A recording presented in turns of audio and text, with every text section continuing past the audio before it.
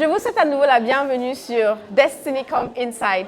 À l'occasion de ce Destiny Camp 7, nous vous amenons dans les coulisses et nous vous ramenons également les orateurs de choix que nous vous avions promis pendant la préparation de cet événement majeur.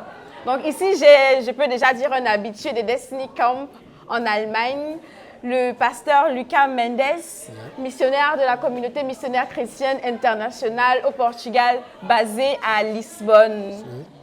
Donc, pasteur Lucas Mendes, c'est déjà la 3e fois que tu viens au Destiny Camp, que tu amènes ta famille au Destiny Camp. Donc, dis-nous un peu, dis aux spectateurs, pourquoi est-ce que c'est si important pour toi de venir au Destiny Camp? Je m'appelle le frère Lucas Mendes. Je suis le missionnaire numéro 1, comme la sœur Cynthia vient de nous dire. Le missionnaire numéro 1 du Portugal. Ça, c'est mon 3e Destiny Camp.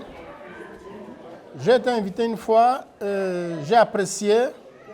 En tant que missionnaire au Portugal, j'ai vu que c'est une bonne stratégie de pouvoir faire grandir notre église avec la jeunesse. Oui, ok. Et je me suis engagé que chaque fois qu'il y a Destiny Camp, je serai présent. Wow. Ça, je ne savais pas. Ça apprend des choses. Pour pouvoir acquérir des connaissances, pour pouvoir acquérir la stratégie, pour pouvoir aussi faire la même chose au Portugal. Et effectivement, les 2 dernières années, il y a eu Destiny Camp au Portugal. Il y a eu Destiny Camp, nous avons déjà eu 2 Destiny Camp au Portugal. Oui. Par la grâce de Dieu, nous avons bien commencé. Et nous avons eu quelques fruits.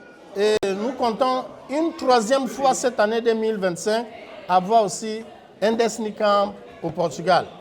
Pour la 3e fois. On a hâte. J'y étais les 2 précédentes éditions et c'est toujours très, très bénissant, très encourageant d'être avec les jeunes de notre pays qui également sont en feu, qui veulent faire quelque chose pour le Seigneur. Oui, oui. Donc, pasteur Lucas, à quoi est-ce qu'on doit s'attendre pour ce Destiny Camp 3 à Lisbonne?